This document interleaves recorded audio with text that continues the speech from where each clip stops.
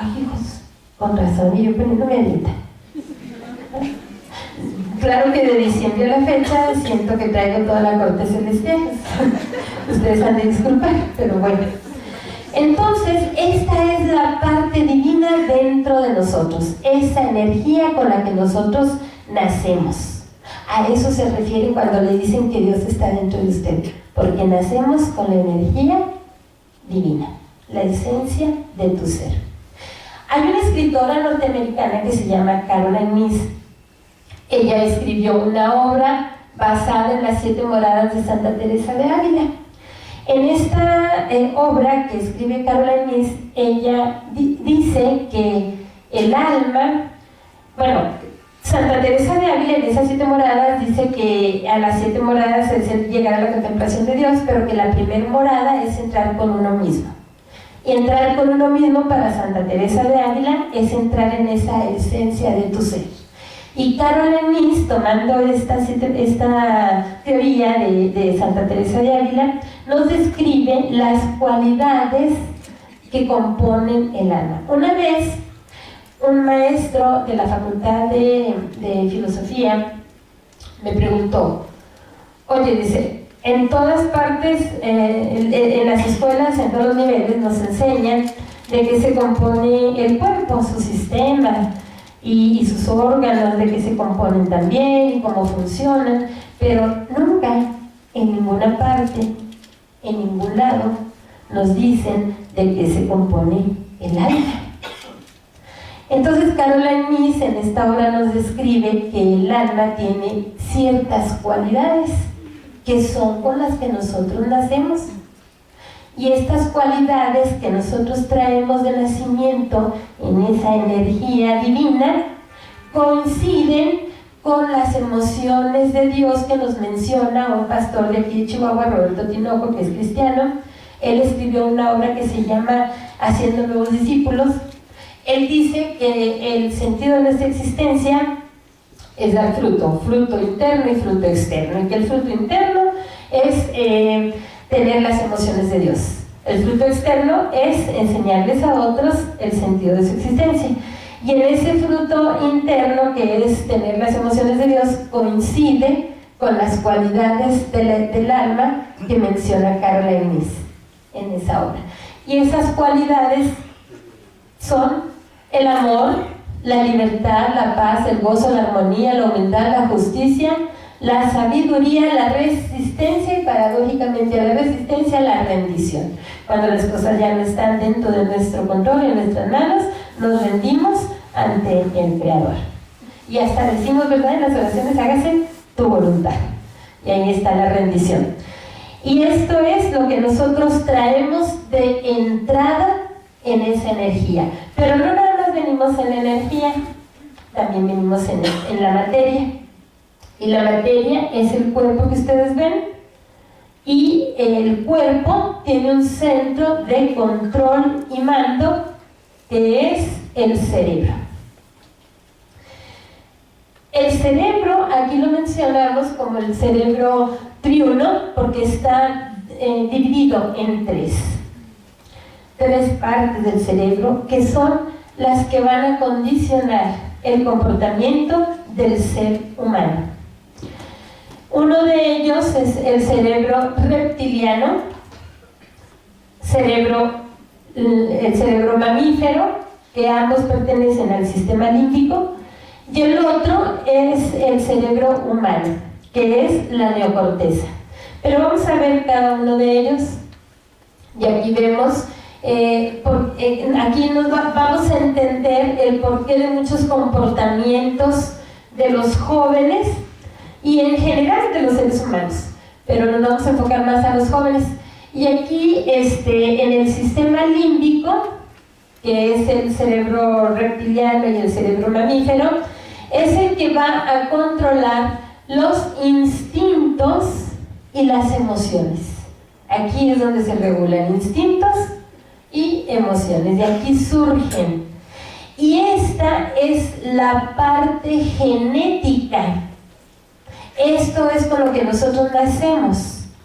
Nosotros nacemos, así como nacemos con las cualidades de la esencia, también nacemos con estas emociones y nacemos con estos instintos, ya lo traemos. El sistema límbico es la parte que nos asemeja a los animales, porque todos los animales tienen sistema límbico, todos los animales, por ejemplo, por eso se llama reptiliano y mamífero, porque el reptiliano se condiciona ese comportamiento por sus instintos. Lo que busca es que satisfacer sus deseos, sus necesidades de el hambre, sueño, sexual, sed, agresivo. Esos son los instintos, y hay más instintos por supuesto, yo nada más puse algunos, y estos instintos los tienen los animales, pero también los tenemos nosotros. Y hay los mamíferos, después de más de 2.000 años, de 200.000 años, podemos aquí ver que los mamíferos ya tienen más desarrollado ese sistema límbico y ya manejan también lo que son las emociones. ¿Qué emociones? Amor, felicidad, ira, miedo, odio y muchas emociones más que también tenemos los seres humanos. Y esto es por nacimiento.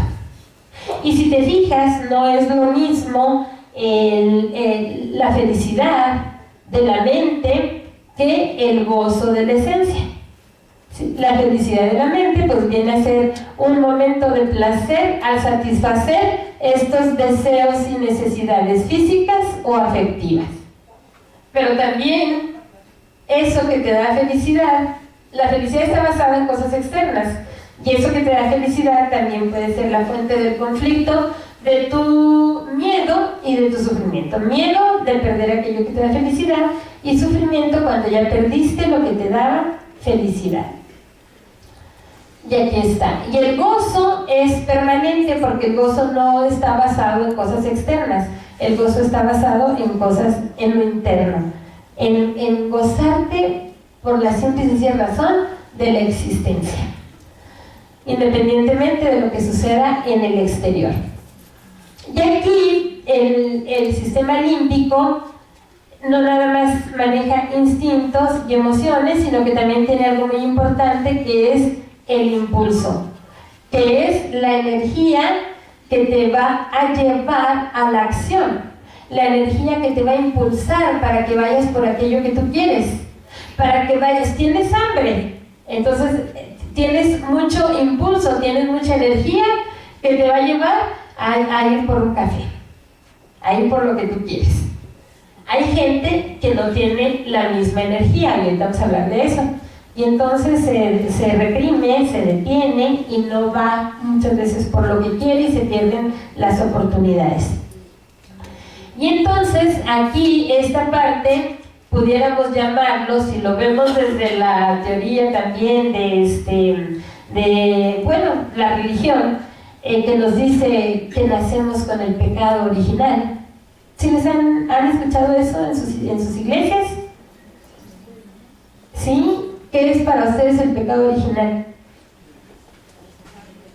El pecado de Adán y Eva, ¿verdad? La desobediencia. Había un límite, Dios puso un límite. Dijo, de este árbol no comerán. ¿Y qué fue lo que hicieron? No respetaron el límite y comieron del árbol. Les ganó el instinto del hambre, ¿verdad? Y de probarlo, y de la curiosidad. Entonces, cuando hablamos del pecado original y que nacemos con el pecado original, a esto es a lo que se refiere, a la parte animal dentro de nosotros, a estos instintos, a estas emociones, pero con este impulso, que si tenemos mucha energía, nos vamos a vivir en el exceso de estos instintos y de estas emociones. Por ejemplo, si nosotros no controlamos el instinto del hambre y andamos comiendo en exceso, vamos a caer en un pecado capital llamado gula. Si nosotros no controlamos el instinto del sueño y nos la pasamos dormidos 20 horas de las 24 del día, caemos en un pecado capital llamado pereza. Si no controlamos el instinto sexual y andamos de picaflor aquí y allá, vamos a caer en un pecado capital llamado lujuria. Si nosotros no controlamos el instinto agresivo, pues igual. Y también el amor, el exceso de la ira, miedo, odio, nos lleva también a otros pecados capitales como el orgullo, la soberbia, la vanidad, etc. Entonces, aquí por eso se conoce a esto como el pecado capital, que lo que nosotros tenemos que hacer es aprender a regular esas energías. Y vamos a ver qué pasa en el adolescente, porque él todavía no puede regular esas energías, pero vamos a verlo. Y aquí vemos que ese impulso, que Freud los llamaba pulsiones, nosotros le llamamos el instinto agresivo. Agresividad, nosotros no lo vemos como sinónimo de violencia. Agresividad lo vemos como esa energía interna que tiene el ser humano que lo va a impulsar a la acción. Y aquí, a la acción ¿para qué? Para satisfacer un deseo o una necesidad. Este instinto agresivo tiene una base genética, como ya lo vimos, y el nivel de energía varía de una persona a otra.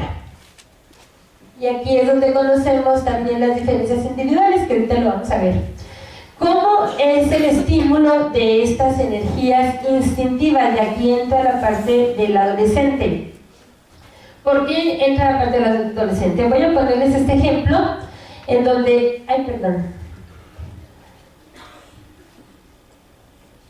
Ahí está. En donde el joven, por cuestiones biológicas, por esos cambios biológicos que se están dando en esta etapa, una de las energías que se empiezan a liberar es la energía sexual, que se empiezan a producir más bien en el joven, la energía sexual. No necesita ni siquiera estímulos externos, ya por naturaleza en su psique pues está despertando esa energía, esa libido, por la producción de hormonas de la testosterona en el joven y otras hormonas en la mujer.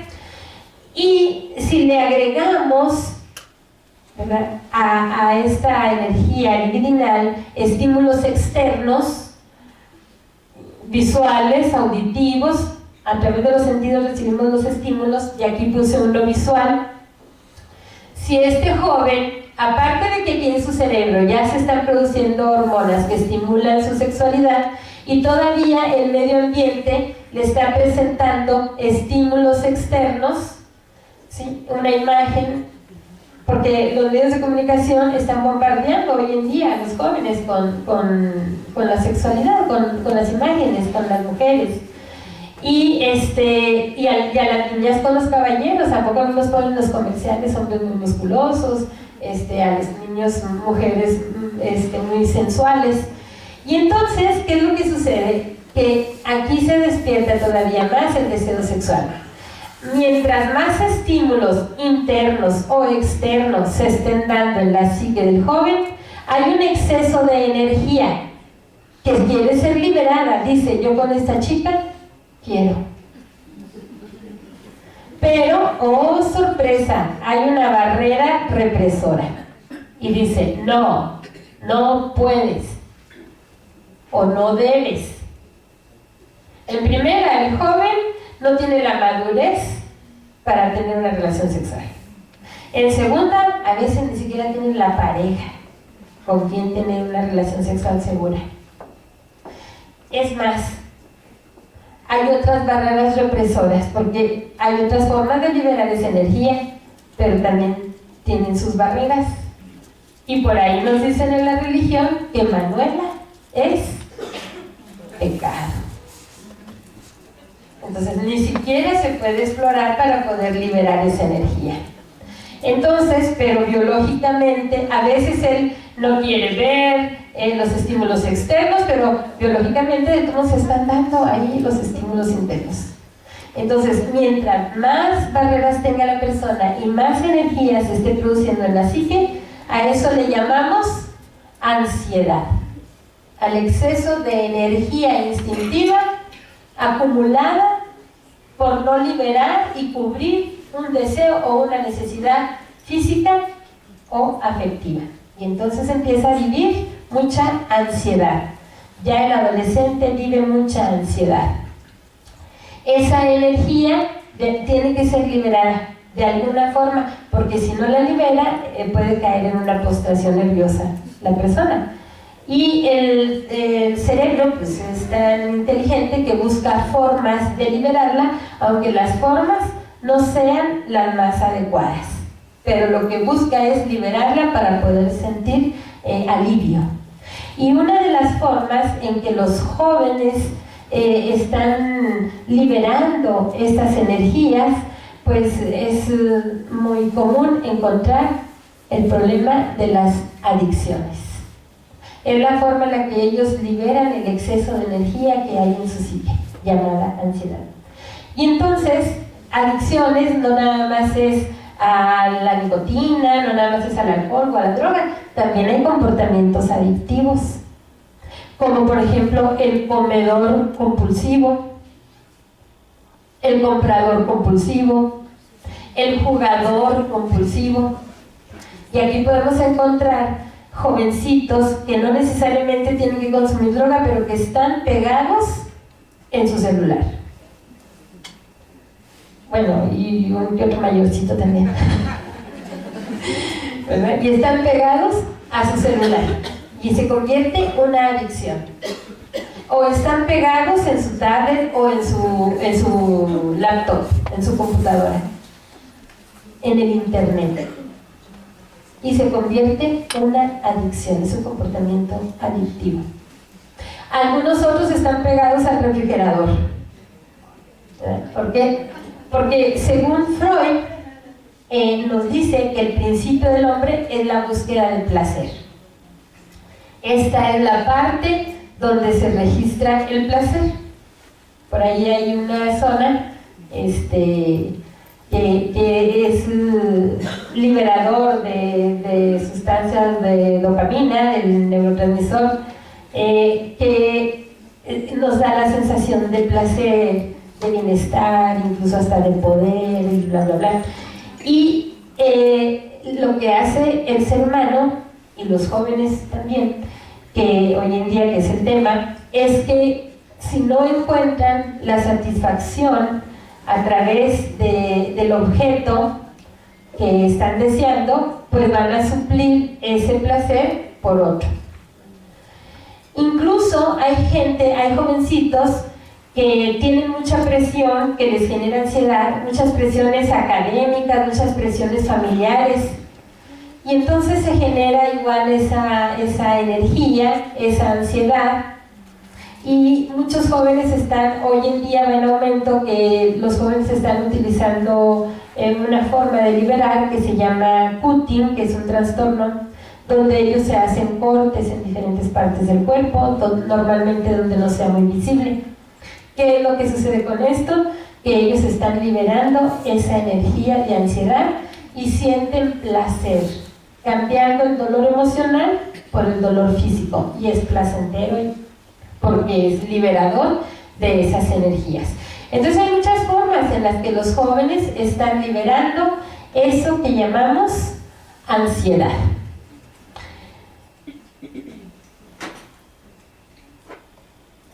Y también dijimos ahorita que esa energía instintiva, esa energía o ese impulso agresivo o las pulsiones que llamaba Freud, tienen diferentes grados incluso en los mismos hijos, y esto es lo que va a marcar las diferencias en el comportamiento, en cómo ellos interpretan una situación y cómo dan respuesta ante la interpretación de ese evento. Por ejemplo, ¿cómo sería? Aquí tenemos a papá y tenemos a mamá. Papá y mamá son el modelo a seguir para los hijos. Entonces tienen un hijo varón y tienen una hija. Entonces lo común en una familia funcional es que el hijo diga: yo quiero ser como mi papá para tener una mujer como mi mamá. Y que la mujer diga, yo quiero ser como mi mamá para tener un hombre como papá. Y entonces están bien identificados con el rol de su propio sexo y llevan un modelo de pareja para después ellos establecer sus propias relaciones cercanas, sentimentales. Pero ¿qué pasa cuando este papá trae mucha energía instintiva? ¿Cómo sería una persona que trae mucha energía instintiva? ¿Qué comportamientos tendría? Es violento, gritón, ¿verdad? Impositivo, autoritario, donde dice aquí se hace lo que yo digo, ¿verdad? Entonces trae mucha energía el señor. ¿Tú crees que este señor que trae mucha energía instintiva se va a conseguir a una mujer que también trae mucha energía instintiva? No, ¿verdad? Porque entonces ¿qué pasaría? Le restaría ese poder, porque ella también está empoderada, y le restaría, y entonces serían puros conflictos y problemas entre ambos. Sartenazos vuelan en esa casa. Entonces un hombre que trae mucha energía instintiva, ¿a quién va a elegir? A una mujer que traiga poca energía instintiva, para que se convierta en una mujer sumisa y abnegada, a quien él pueda controlar y dominar.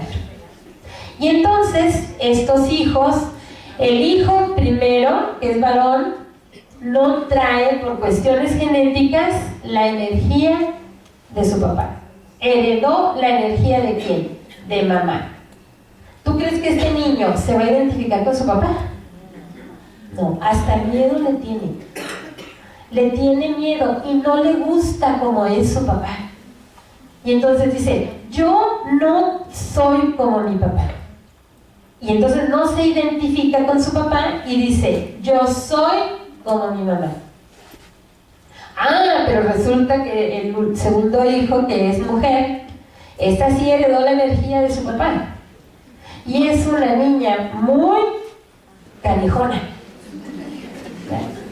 Y entonces el Señor dice, esta sí es mi hija. Esta es igualita a mí, esta sí es mi hija. Y entonces hay más identidad entre la hija y papá.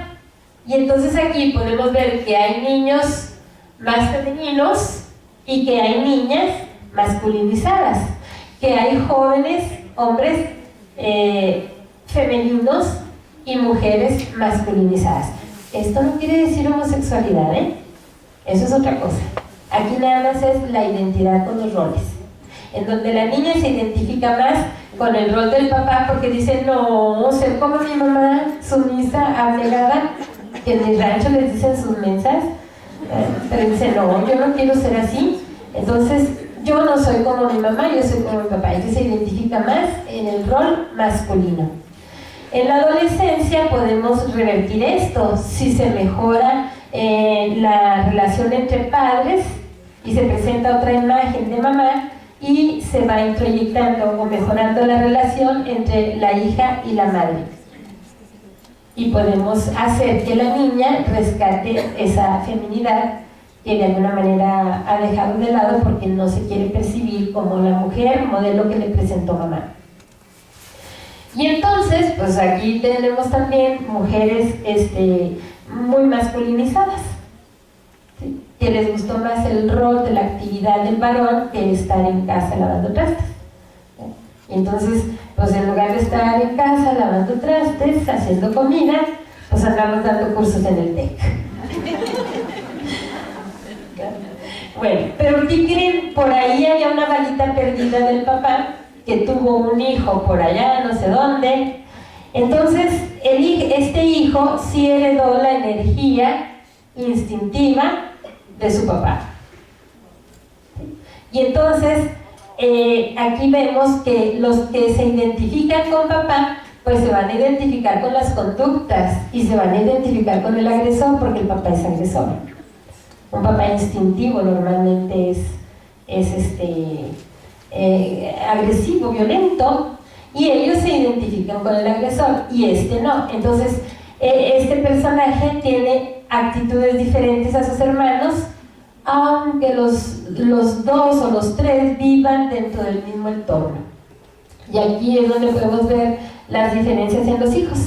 A veces un hijo tiene una conducta y otro hijo tiene una conducta totalmente diferente y luego nos explican por qué. De hecho hay maestros que dicen, ¿verdad? Oye, pero ¿cómo tú eres tan tremendo, tan vago, si tu hermano era tan bueno, tan inteligente, tan dedicado, tan estudioso, tan tranquilo? Lo que sucede es que las personas que tienen mucha energía instintiva ante un ambiente hostil se convierten en rebeldes, porque se rebelan ante ese ambiente, y en la que no trae mucha energía instintiva se convierte en el sumiso, en pasivo, y por eso las conductas y las reacciones son totalmente diferentes. Mas sin embargo, los dos, tanto el rebelde como el sumiso, vienen de un entorno igualmente hostil o mal estructurado. A veces no es tan hostil, pero está mal estructurado.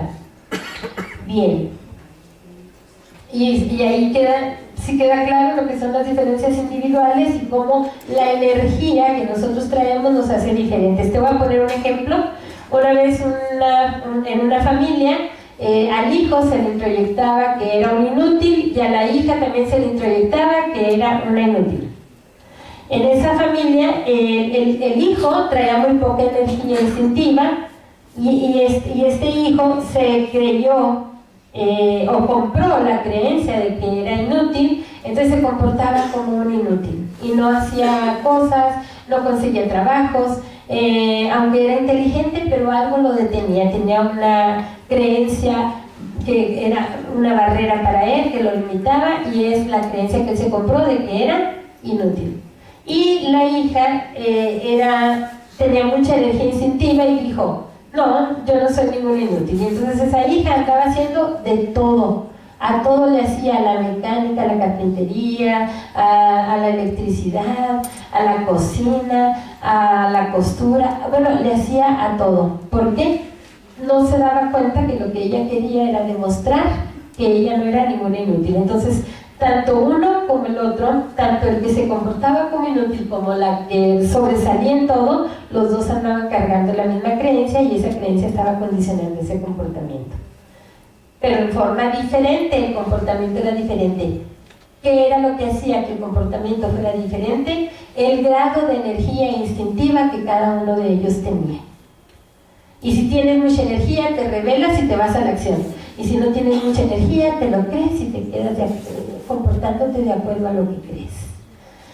Bien, y tenemos aquí que el cerebro en el adolescente no está todavía bien estructurados ciertos procesos metabólicos de funciones más elevadas del cerebro, como es precisamente el control de esos impulsos, el control de ese instinto, ¿sí? No está tan, todavía el joven no controla sus instintos y todavía el joven no tiene esos buenos razonamientos, porque en su cerebro, aquí lo podemos ver, la diferencia de un cerebro que ya tiene todas esas redes neuronales bien formadas y se dan esos procesos, y acá tenemos un cerebro donde todavía no se dan, y en el adolescente apenas se están dando.